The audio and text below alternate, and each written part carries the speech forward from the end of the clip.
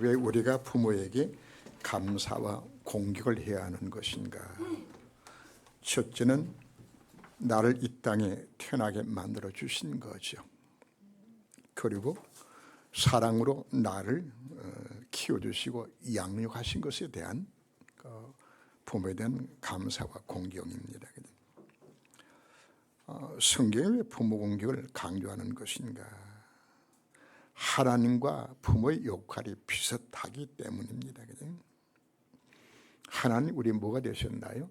생명의 주인이 되셨습니다.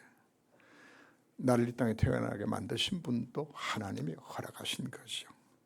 그리고 그 하나님은 나를 사랑하셔서 독생자 예수 그리스도의 희생을 삼으시기까지 나를 사랑으로 키워주셨습니다.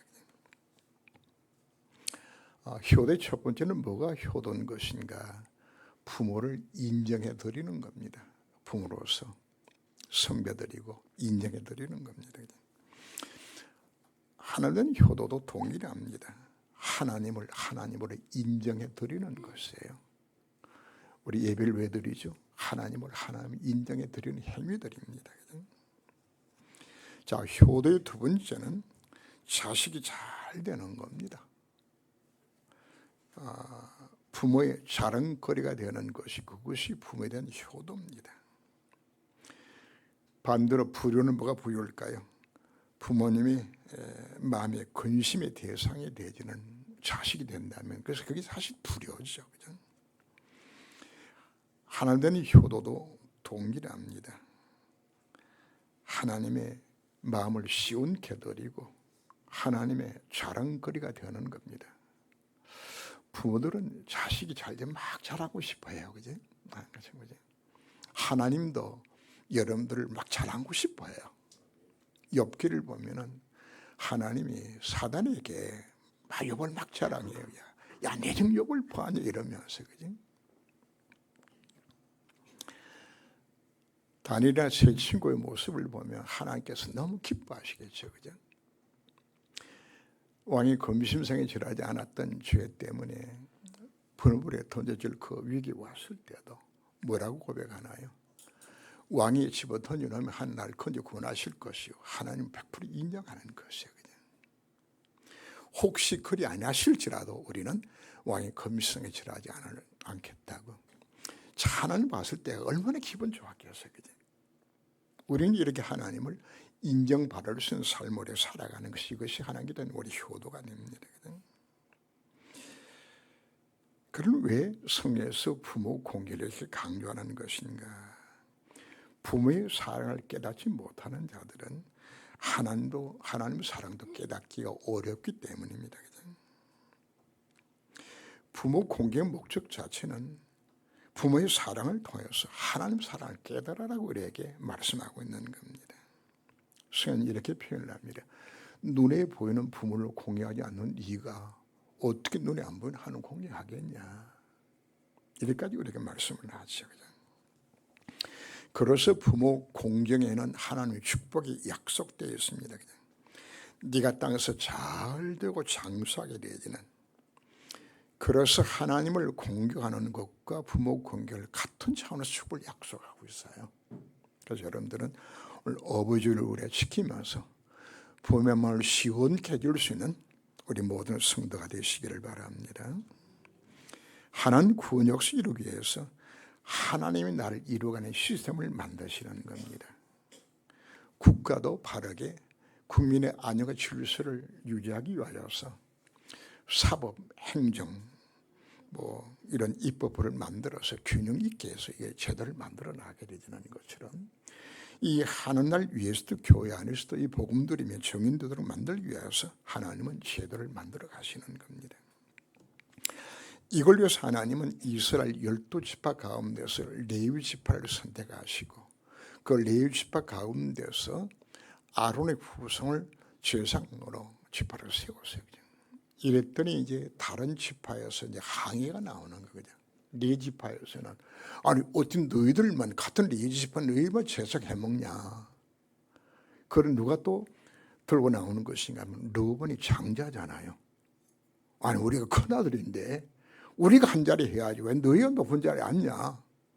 이래서 그 르벤 자손들 가운데서 다단과 아비람과 온이 선동을 해서 반기를 드는 거예요. 그죠? 여기에 동조한 장로들이 한 250명이 또 나왔어요. 이렇게 해서 이제 모세가 이야기하면 그러면 하나님 앞으로의 심판을 받자. 그래서 250명이 각자마다 하나님 나가기 위해서 향로를 갖고 나 하나님 앞에 예배를 드리는데 불이 나와서 250명을 다 죽여버렸어요. 그리고는 고라와 다단과 그 아비람의 무리들이 있는 그 장소에 다 비키라 그러고 땅이 꺼져서 다 그 자리로 다 죽임을 당하게 되죠. 이것 때문에 이스라엘 백성들이 그냥 하나님을 원망하면서 이룰 수가 있느냐고 말이에요. 그때 하나님이 그곳에 연병이 임하여서 14,700명이 죽어요. 그리고는 하나님께서 각 지파에게 명을 납니다. 각 지파들마다 지팡이를 하나 갖고 와라.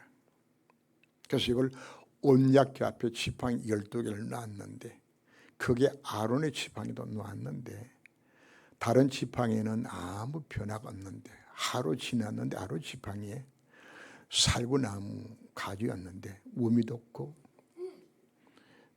꽃이 피고 살구나무 열매가 맺는 거예요.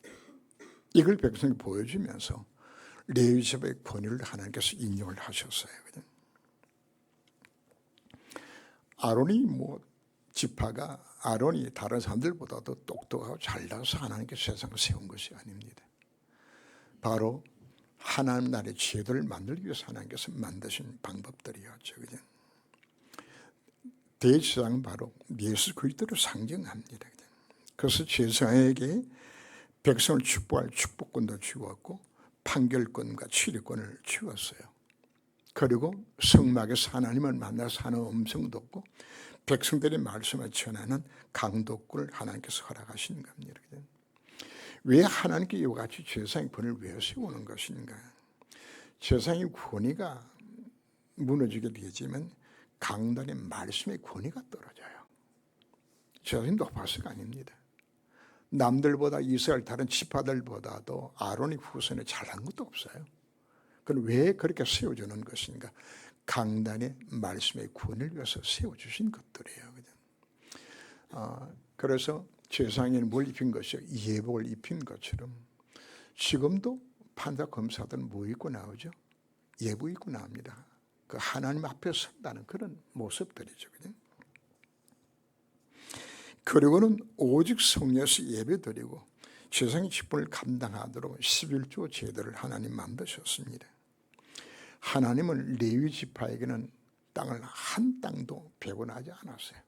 레위 지파 몫을 이스라엘 12지파에게 다 나눠주었어요.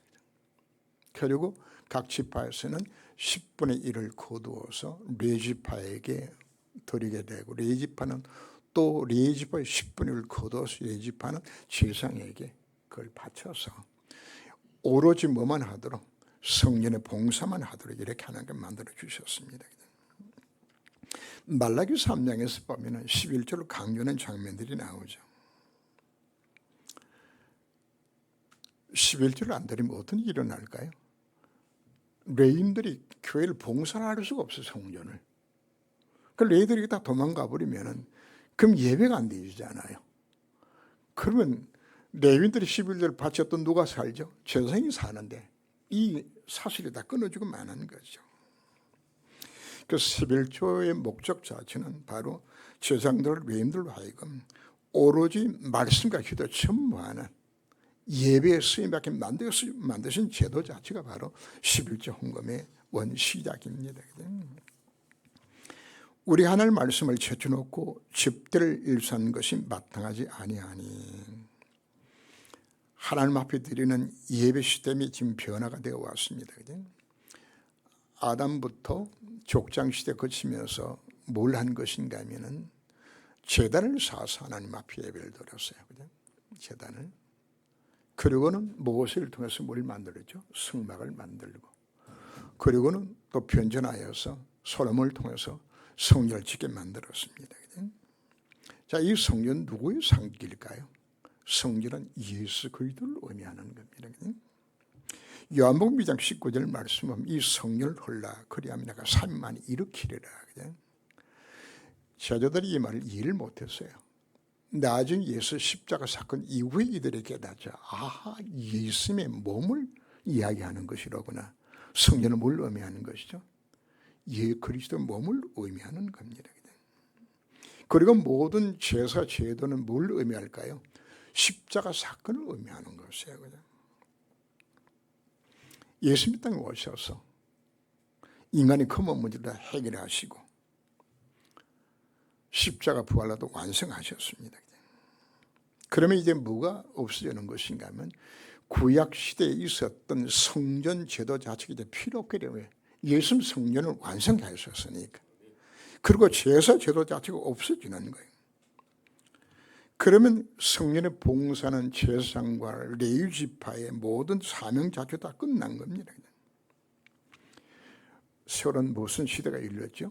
교회 시대가 열려지면서 오늘 6장에 뭐가 나오는 것인가 하면 그 교회 시대에 위해서 이루어져야 될 시스템들을 오늘 본문에 설명하기 시작하고 있는 겁니다.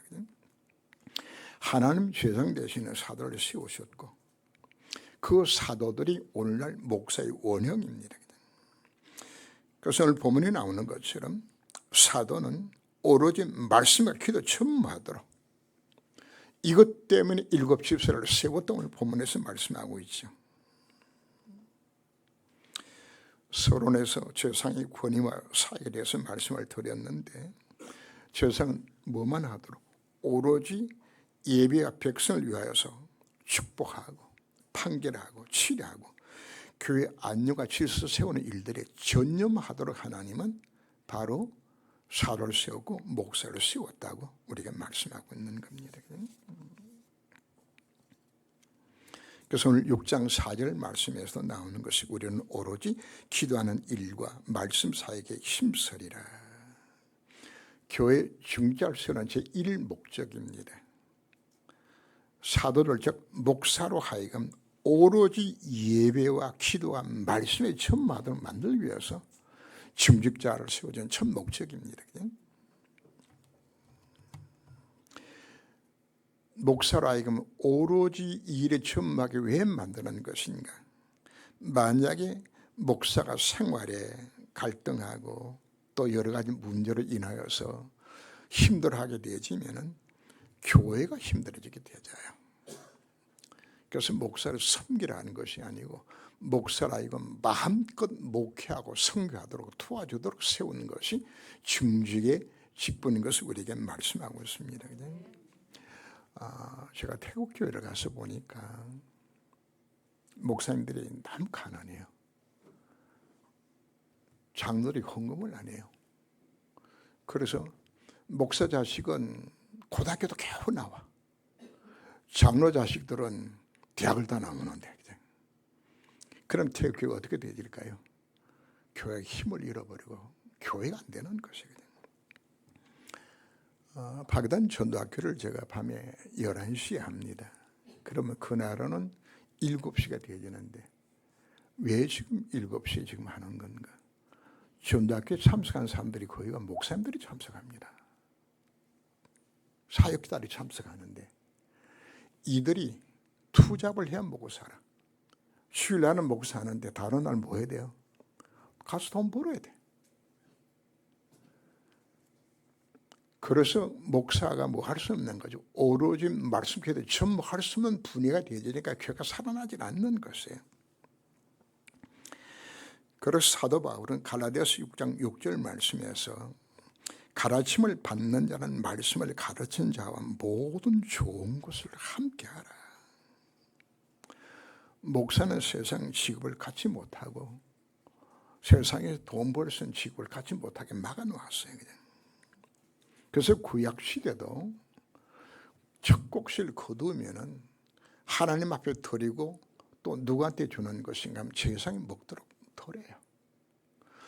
번제는 하나님 앞에 온전히 다 태워서 드리는 것이지만은 나머지 모든 화목제나 속죄제나 속건제나 모든 제사는 다 태우는 것이 아니라 일부 하나님 앞에 태워드리고 나머지는 이제 그 제사를 드리고 난 이후에 가족 식구들끼리 모여서 그 음식을 나눠 먹거든요. 그때 반드시 그 짐승이 가장 좋은 부위를 제사장이 줘서 먹게 따로 띄워주도록 만들어놨어요. 왜 그렇게 한 것이죠? 제사장을 하여금 뭐하도록 마음껏 저 직무를 감당하도록 만들기 위해서 하나님 만드신 제도들입니다. 중직자의 제2 목적은 어디에 있는 것인가? 중직자는 현장 목회자가 되어야 하는 겁니다. 그냥 목사는 삶의 현장이 없어요. 우리 모든 중직자들은 직접적으로 수많은 불신자를 만나는 그 현장이 있지만 목사의 현장이 없어요. 그래서 중직자들은 교회에서 받은 은혜와 이 복음을 현장에 전달할 책임을 갖는 것이 중직자의 역할들입니다. 그래서 중직자들 예배 시간마다 성취될 언약과 실천한 미션을 정말 찾아서 이걸 갖고서 가서 여러분들의 가정과 현장과 직장을 여러분 살려야 되도록 부름받은 것입니다. 이거 하도록 하나님께서 모든 축복의 문을 여시는 겁니다. 이 미션을 찾은 자들이 하나님께서는 이사야 60장에서 나온 그 축복대로 여러분들에게 빛의 경주와 복음 경주 여러분들이 허락하시는 겁니다. 실제로 이제 오늘 6장을 끝나게 되면 이제 7장, 8장부터 나가서 뭐가 나오는 것인가 하면 중직자를 중심으로 현장에서 어떤 사기로 난 것인가 설명하기 시작하는 것이에요. 현장에 7장에 스데반이 나오죠. 8장에는 빌립이 나오고 9장에는 바울을 누가 꾸는 것인가? 바로 아나니아는 중직자가 사도 바울을 변화시킨 역사 속의 주역으로 쓰임을 받아요. 이게 현장 살리도록 하나님 우리 모든 중직을 불러주신 것입니다. 자, 그럼 우리 어떤 중직을 세워야 할 것인가? 형제들은 너희 가운데 성령과 지가 충만하여 칭찬받는 사람 7을 택하라. 중직을 세우는 성경적인 근거들도 있어요. 출애굽 이후에 모세 이스라엘 백성들 광야로 남았는데 이 이스라엘 백성들이 신분이 뭡니까? 400년 종살이 했던 상처가 많은 이들이 광야를 남았는데 이들이 불평하고 원망하고 너무 지금 모세 힘들게 만드는 거예요. 그죠?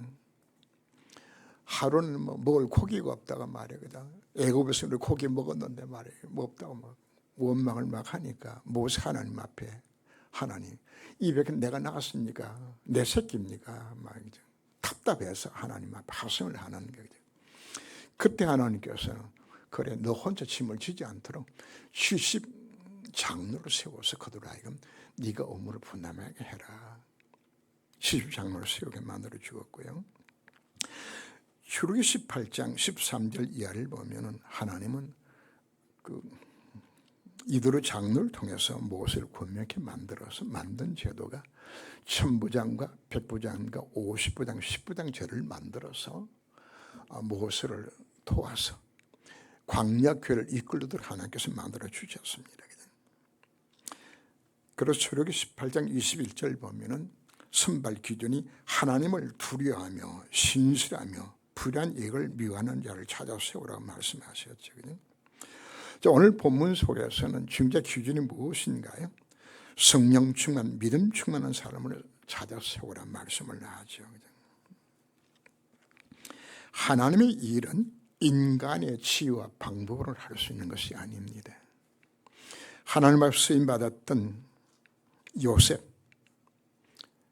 바로왕이 그를 보고 뭐라고 고백했죠? 내가 하나님 영이 이렇게 감동스러운 사람을 내가 찾아보지 못했다고. 다윗이 어떻게 쓰임 받았나요? 기름 부음 받는 그날에 하나님의 여호와의 영이 그에게 크게 감동했다고 표현을 하죠. 다니엘 4장 18절 보면은 다니엘 표현할 때 이런 거룩한 신들의 영이 네 안에 있음이라고 이걸 본 것이에요. 스데반도 성령 충만하여서 미션을 감당했죠. 우리는 중직자들의 첫 번째는 무하는 자가 되어야 되는 것인가? 성령 충만 받아서 그분의 능력과 그 힘으로 우리가 미션을 감당해야 되는 것은 하나님의 깊은 것은 누가 알죠? 하나님 성령이 아는 거거든요. 그래서 우리가 성령을 받게 되었을 때에 우리는 하나님의 깊은 뜻을 분별해서 우리 미션을 감당하게 되지는 이 힘이 주어지는 거예요. 그리고 왜 중재가 성령 충만 받아야 되는 것인가? 목사에게 있는 성령이나 중재에 있는 성령이나 같은 성령이에요. 이게 같이 성령 충만 받게 되었을 때 이것이 통하게 되잖아요. 목사의 마음이 그대로 평균선에 전달되어지고 중직의 마음이 목사에 전달되어지는, 이래야 우리가 목회가 제대로 되어지는 것이거든요. 인본주의 잔머리 갖고는 하나님 이루지 못해요. 성역사하지 아니하면 진정 응답도 흑암도 결박되지 않습니다. 그래서 여러분들이 뭐 해야 될 것인가? 하나님 주나로 하여금 성령 충만 받아서 정말 이 미션 감당하는 중직으로 삼아달라고 여러분들 기도하셔야 됩니다. 중직자 교회 섬기는 것은 자기 수준대로 하면 안 돼요. 사반원부들이 장로가 되면 교회를 4번의 식으로 교회를 운영하려고 그러거든요. 학교 교사가 중직이 되지만 그 교사 수준으로 움직이려고 또 마음먹는단 말이거든요. 도장 파는 사람이 중직이 되면 그 도장 파다시 그것도 간격되면 이렇게 교회를 움직일 거란 말이거든요.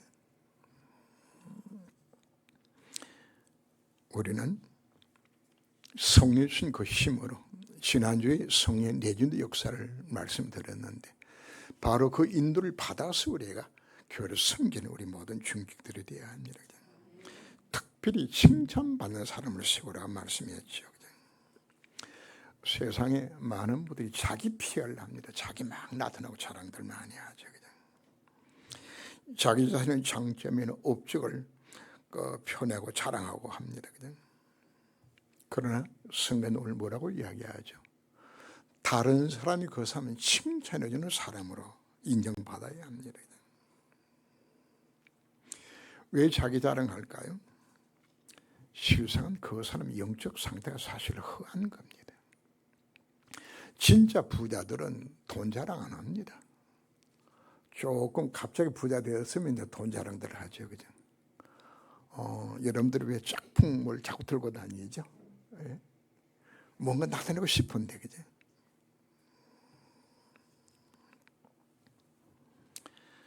우리는 이름도 없이 빛도 없이 복음 때문에 교회와 다른 성도를 우리가 섬기고 봉사하고 헌신을 해야 합니다. 어느 조직이나 잘난 척하고 문제 일으키는 트러블 메이커들이 다 있어요. 제가 총회를 보면서 총회도 있는 사람이 있고 노예 안에도 있고 교회 안에도 있어요. 그죠? 이런 분들이 높은 직분을 맡게 되지만 교회가 어지러워져요. 그죠? 우리는 어떤 중직자가 되어야 될 것인가? 누가복음 17장 7절 이하에서 그분을 잘 설명을 하고 나옵니다. 그죠?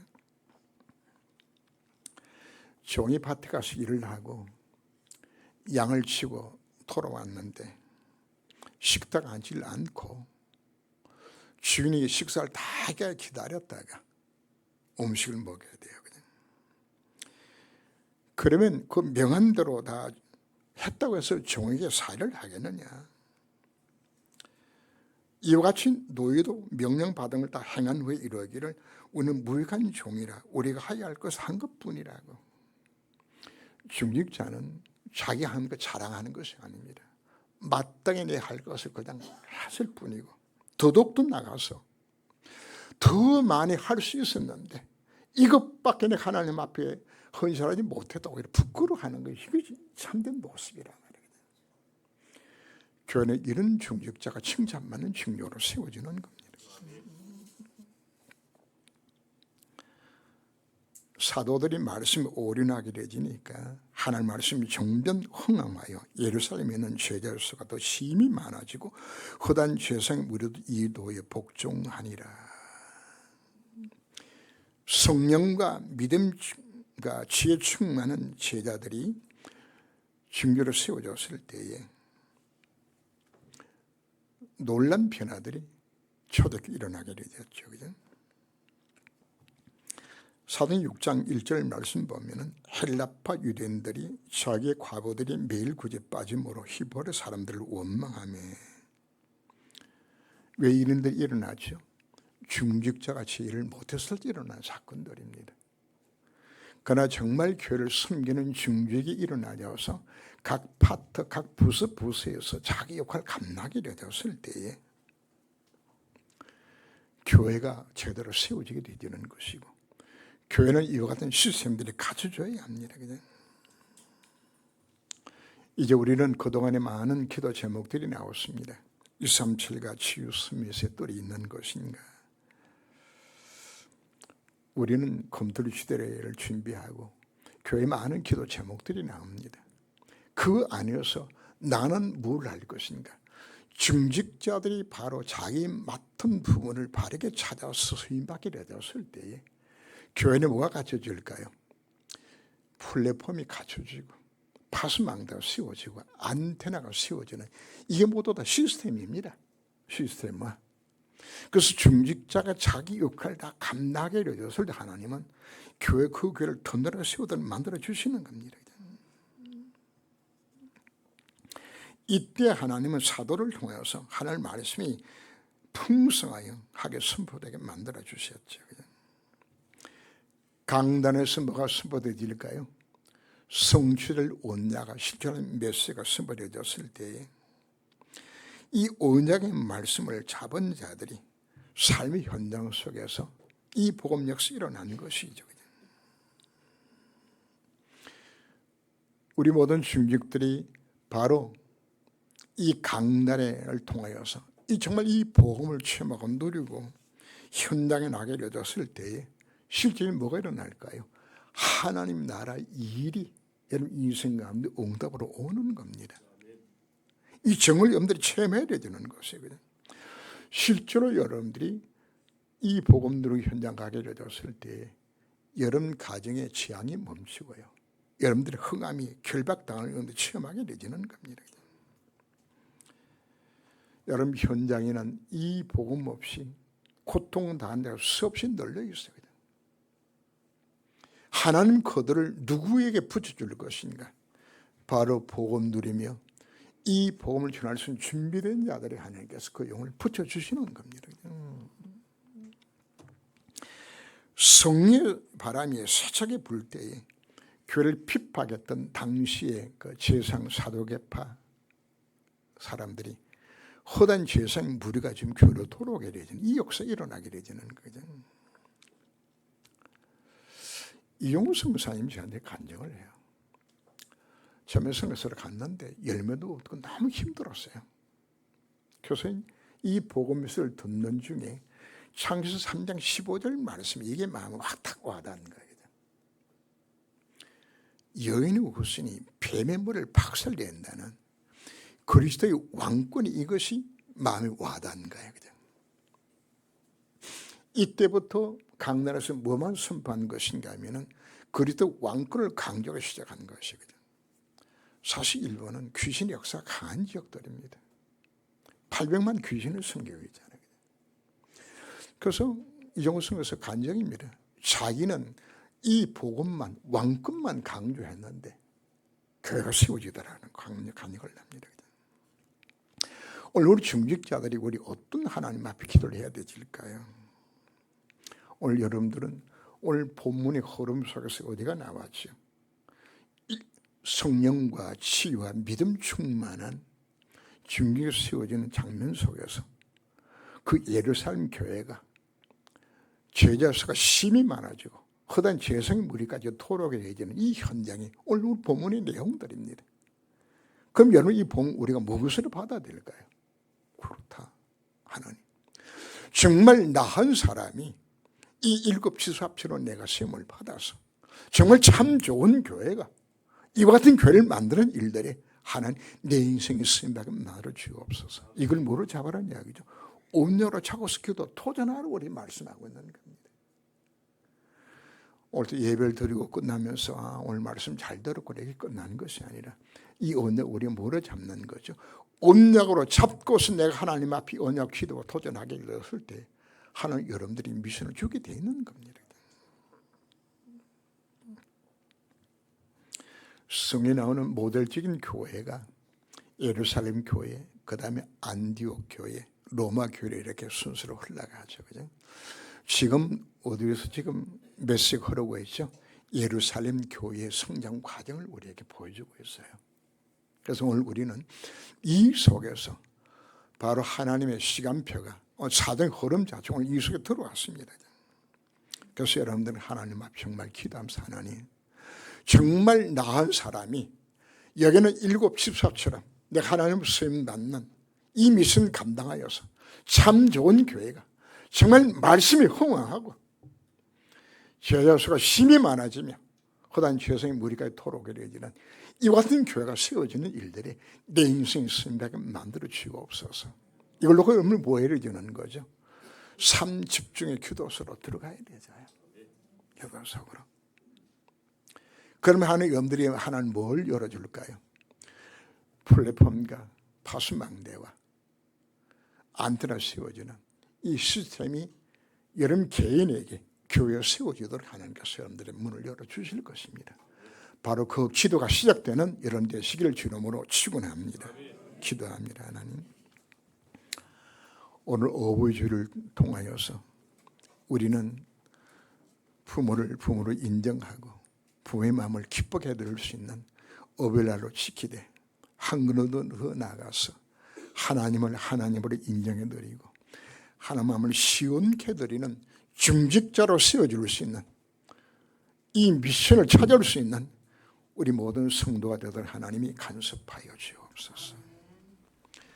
성령과 믿음과 지혜 충만했던 저희들을 세워졌고 칭찬받는 그들이 시스템을 갖추게 되어졌을 때에 바로 예루살렘 교회가 말씀이 풍성하게 선포되어졌고 그로 인하여서 제자 수가 심히 많아지고 허다한 죄성의 머리가 돌아온 것처럼 이 전구에 쓰임받기를 원하는 우리 모든 중직의 가슴속에 성에 강한 역사를 통해서 도전하고 쓰임받을 수 있는 시간 되기까지 하나님이 간섭하여 주옵소서.